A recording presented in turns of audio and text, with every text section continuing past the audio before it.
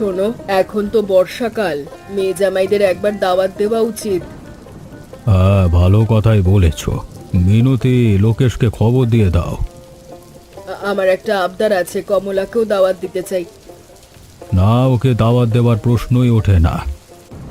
কেন এত জেদ করে আছো বলো তো? মেয়েটা তো তোমারই সন্তান। ও নিজের ইচ্ছেতে বিয়ে করেছে, আমাদের মতামতের কোনো দাম দেয়নি সেদিন।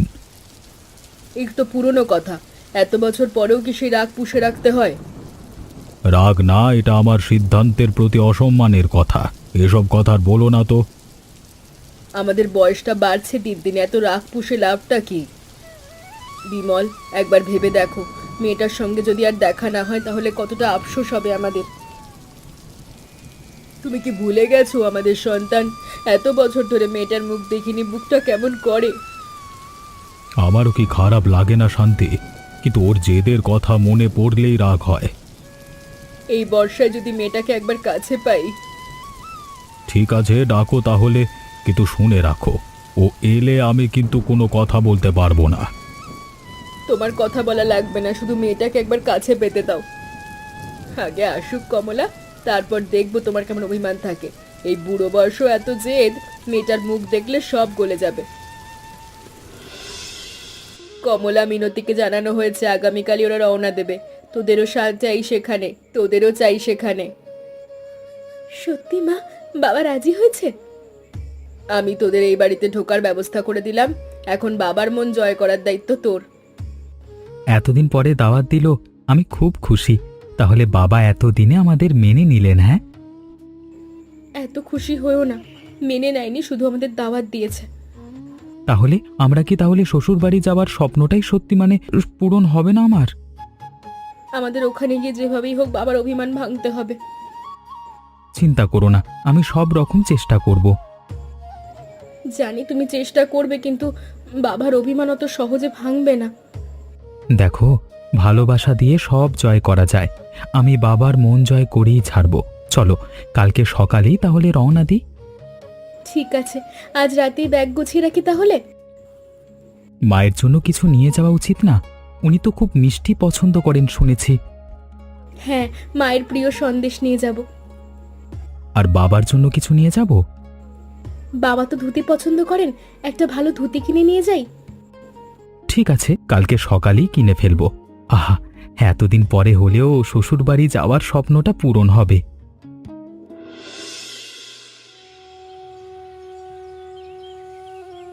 কতদিন পরে এই বাড়িতে পা রাখছি।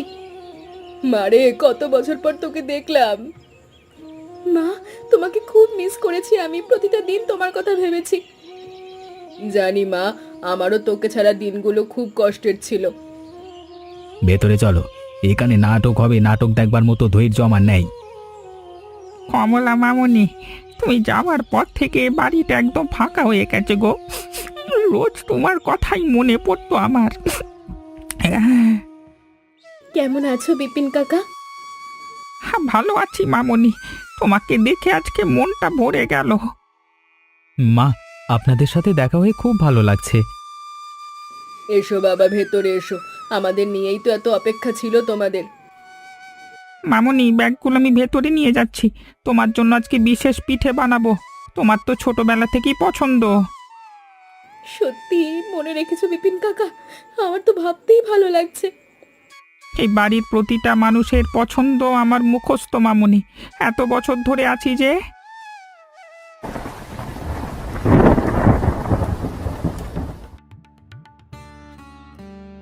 একটু বেশি করে আদা দিস বিপিন, এই বৃষ্টিতে গরম আদা চাই, ভালো লাগবে। দিচ্ছি মা, চিন্তা করবেন না। আজ কতদিন পর বাড়িটা ভরা ভরা লাগছে, দেখলি বিপিন? সত্যি মা, এই বাড়ির আসল রূপটাই তো আজকে ফিরে এসেছে। জানো দিদি, লোকেশের অফিস থেকে তো ছুটি দিতে চায় না।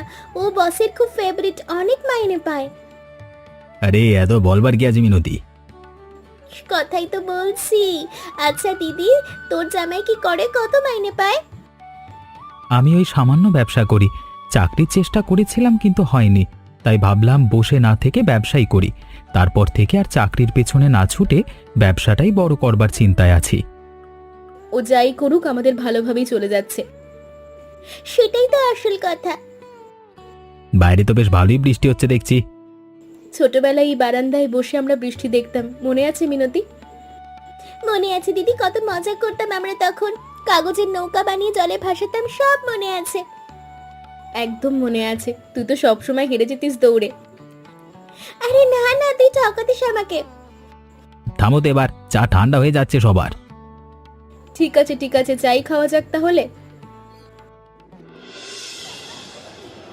এ নাও, ওটাও নাও, আজকে ভালো করে বাজার করতে হবে। ঠিক আছে বাবু। বাবু, কমলা মামুনি তো রুই মাছ পছন্দ করে। ও তো ইলিশের কাঁটা বেছে খেতে পারে না। আপনি নিজেই তো সব সময় কমলা মামুনির জন্য রুই মাছ নিতেন, মনে নেই? তাহলে কি করতে হবে এখন? এই রুই মাছটাও নিয়ে নিন তাহলে। বিপিন যা চায় তাই দিয়ে দাও নিতাই।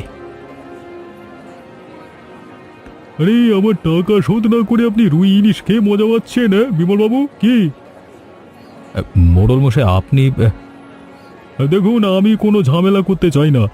আপনাকে আমি 2 দিনের সময় দিলাম। 2 দিনের টাকা ফেরত না দিলে শর্ত অনুযায়ী আপনার বাড়ি আমার হয়ে যাবে, ঠিক আছে? মোড়ল মশাই, একটু সময় দিন। মানে 2 দিন সময় দিলাম বললাম তো, এর বেশি হবে না।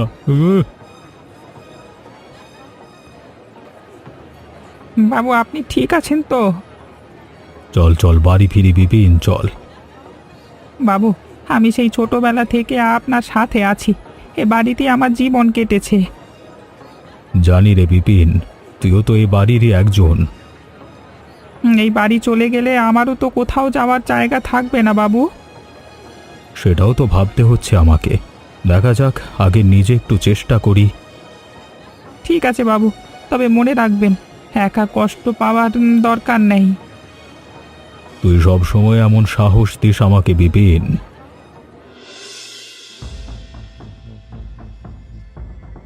তোমরা যে টাকা আমার থেকে নিয়েছিলে সে টাকা কোথায়? বাবা আসলে আজকে মোড়ল আমাকে 2 দিনের সময় দিয়েছে টাকা ফিরিয়ে দেওয়ার জন্য, না হলে শর্ত অনুযায়ী বাড়ি তার হয়ে যাবে। তুমি 6 মাসের কথা বলে আমার থেকে টাকা নিলে, কিন্তু 1 বছর হয়ে যাচ্ছে। আমি এখন কি করব? বাবা, ও তো তোমার থেকে টাকা নিয়েছিল ব্যবসা করার জন্য। সেখানে কিছু টাকা লোকসান হলো, তারপর চাকরিটা হলো। কিন্তু নতুন চাকরি গুছিয়ে উঠতে তো একটু সময় লাগবে। সময় সময় করে তো এত বছর পার হয়ে গেল মিনতি। বাবা মনে হচ্ছে রেগে আছেন, কিন্তু কি নিয়ে আলোচনা করছেন তো বুঝতে পারছি না। সব দোষ তো আমারই মিনতি, আমি তো এই বিপদ থেকে আনলাম। এখন দোষ খোঁজার সময় না, একসঙ্গে সমাধান খুঁজতে হবে আমাদের। বাবা, আমি আমি আমি সত্যিই দুঃখিত এই পরিস্থিতির জন্য। বাবা, আমরা চেষ্টা করছি, বিশ্বাস করো।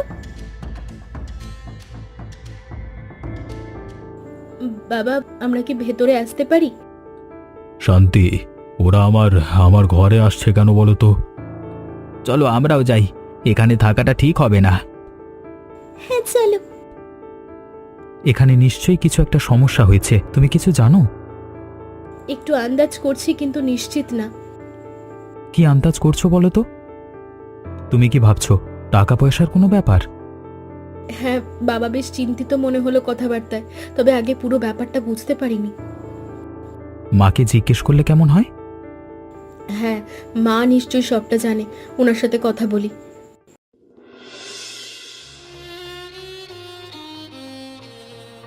আমরা কি সত্যি বাবার অভিমান ভাঙতে পারবো রোহন, নাকি এভাবেই আমাদের ফিরে যেতে হবে? জানি না কমলা, বাড়ির সবার আজকে মনটা খারাপ। কিছু একটা তো নিশ্চয়ই হয়েছে। যদি আমাদের নিয়েই কোনো সমস্যা হয় তাহলে আমরা বরং চলে যাই, বাড়ির শান্তি নষ্ট করতে চাই না। না, আমার মনে হয় না আমাদের নিয়ে সমস্যা। আমি লুকিয়ে একটু শুনেছি টাকা পয়সা নিয়ে কিছু একটা হয়েছে।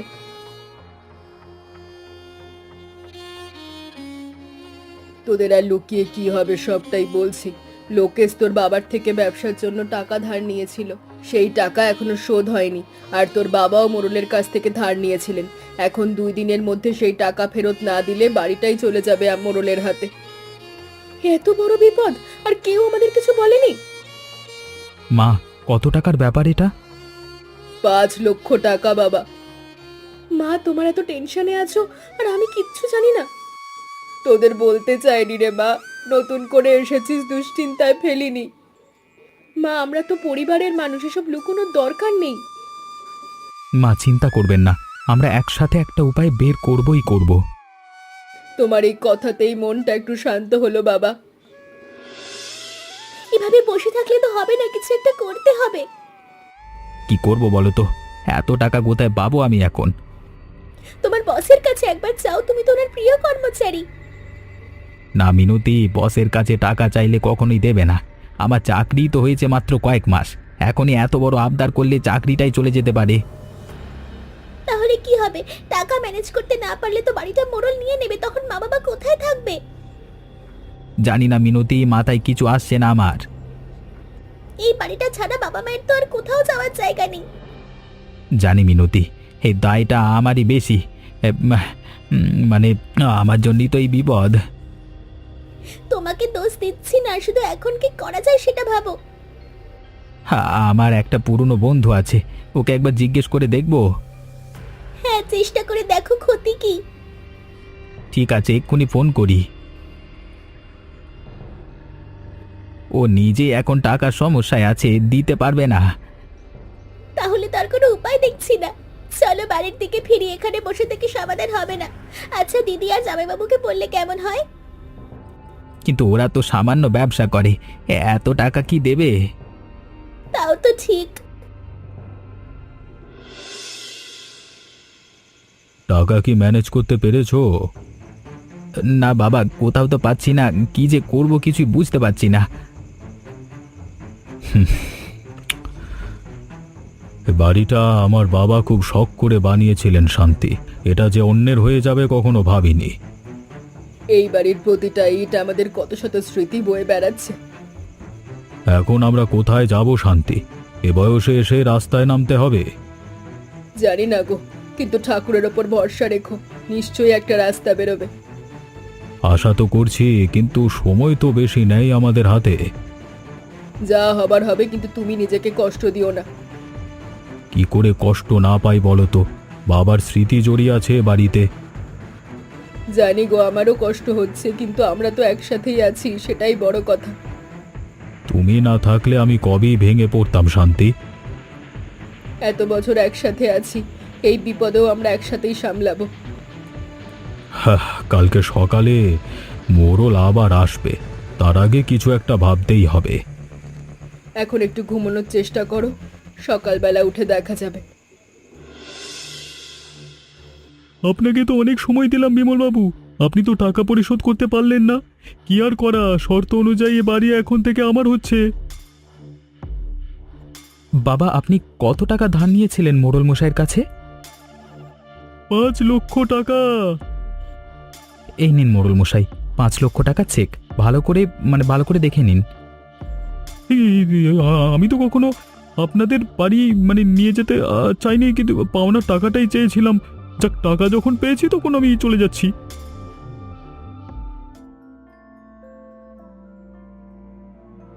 এত টাকা তুমি কোথায় পেলে? আমি আমার ব্যবসার লাভ থেকে ভবিষ্যতের জন্য কিছু টাকা সঞ্চয় করেছিলাম, এটা সেই টাকাটাই। জামাইবাবু, আপনি আমাদের এত বড় উপকার করলেন, এই ঋণ আমি কি করে শোধ করব? এত তাড়া নেই মিনতি, যেদিন হাতে টাকা হবে সেদিন ফিরিয়ে দিলেই হবে। বাবা, আমি তোমার সাথে কথা পর্যন্ত বলিনি, আর তুমি আমার বিপদে এত বড় উপকার করলে। আজকে থেকে তুমি আমার বড় জামাই, আমি সেটা স্বীকার করলাম। তোমার বাবা মাকে খবর দাও, আমি তাদের সাথেও কথা বলতে চাই। বিপিন কাকা, বাজারের সবচেয়ে বড় রুই আর কাতলা মাছ নিয়ে এসো, আজকে জমিয়ে খাওয়া দাওয়া হবে। এক্ষুনি যাচ্ছি বাবু। তুমি এত টাকা সঞ্চয় করেছিলে, আমাকে তো কখনো বলনি। সারপ্রাইজ রাখতে চেয়েছিলাম কমলা, তবে এভাবে কাজে লাগবে ভাবিনি। দাদা, আমার জন্যই তো সমস্যা হয়েছিল, আমি লজ্জিত দাদা। আরে কোনো লজ্জার কিছু নেই ভাই, জীবনে সবার সাথেই এমন কঠিন সময় আসে। দাদা, আপনার এই মহানুভবতা কোনোদিন ভুলবো না আমি দাদা। সত্যি দাদা, আপনি আমাদের পরিবারকে বাঁচিয়ে দিলেন। আজকে থেকে বাড়িতে আর কোনো ভেদাভেদ থাকবে না, সবাই সমান। রোহানের জন্যই আজ আমাদের পরিবারটা এক হলো। মা, তোকে এতদিন দূরে সরিয়ে রেখে আমি নিজেই নিজেকে শাস্তি দিয়েছি। বাবা এসব কথা বলো না, আজ তো সব ঠিক হয়ে গেছে। তোকে হারিয়ে যে কষ্ট পেয়েছি তার কাউকে দিতে চাই না। বাবা আমিও তোমাকে খুব মিস করেছি এতদিন। এখন থেকে তুই যখন খুশি আসবি, এ বাড়ির দরজা তোর জন্য সব সময় খোলা। মা, এই দেখুন বাজারে সবচেয়ে বড় রুই আর কাতলা নিয়ে এসেছি। বাহ, দারুণ মাছ এনেছিস তো বিপিন, আজ তাহলে জমিয়ে রান্না হবে। মা আমিও সাহায্য করি তোমাকে, অনেক দিন পর রান্না করছি। দিদি তুই তো রান্নাটা একদম ভুলে যাসনি দেখছি। কি করে ভুলবো বল, তোমাদের সাথে কাটানো এই স্মৃতিগুলো তো মনের মধ্যে গাঁথা আছে। আজ এই রান্নাঘরটাও যেন প্রাণ ফিরে পেয়েছে তোদের সবাইকে দেখে। খাও সবাই, আজকের দিনটা আমাদের পরিবারের জন্য সব থেকে আনন্দের দিন। বাবা তুমি আজ যেভাবে রোহনকে বুকে টেনে নিলে, এর চেয়ে বড় আর কিচ্ছু চাওয়ার ছিল না। এতদিন যে অভিমান পুষে রেখেছিলাম তা আজকে ভেঙে গেল রে মা। রোহান আমাকে দেখিয়ে দিল ভালোবাসাটাই আসল, বাকি সব পরে। দাদা, আপনার এই উপকারটা আমরা কোনো দিন ভুলব না। আরে ভাই, পরিবার তো একে অপরের বিপদেই কাজে লাগে। আজকের এই মাছটা রান্না করেই মনে হচ্ছে যেন দুঃখ ভুলে গেলাম। বাবু আরো ভাত দেবো? দাও বিপিন কাকা, আজকে পেট ভরে খাবো। জামাই বাবু আপনি তো আজ থেকে এই বাড়ির নায়ক হয়ে গেলেন। আরে না না, এত বড় করে বলো না। ও অমনি লাজুক, বেশি প্রশংসা সহ্য করতে পারে না। দিদি মনে আছে ছোটবেলায় আমরা এভাবেই একসাথে বসে খেতাম? চলো আজকের এই পুনর্মিলনের জন্য একসাথে খাওয়া শুরু করি। চলুন চলুন চলুন। বিপিন কাকা, এই মাছের ঝোলটা সত্যি অসাধারণ হয়েছে। ধন্যবাদ বাবু, আজকে মন থেকে রান্না করেছি তো তাই স্বাদটাও বোধহয় আলাদাই হয়েছে। বিপিন কাকা তোমার হাতের রান্নার কথা আমরা কখনো ভুলিনি, প্রতিদিন মনে পড়তো তোমার হাতের সেই স্বাদটা। শ্বশুরবাড়ির খাওয়ার কত মজা, আজকে সেটা সত্যিই বুঝতে পারলাম।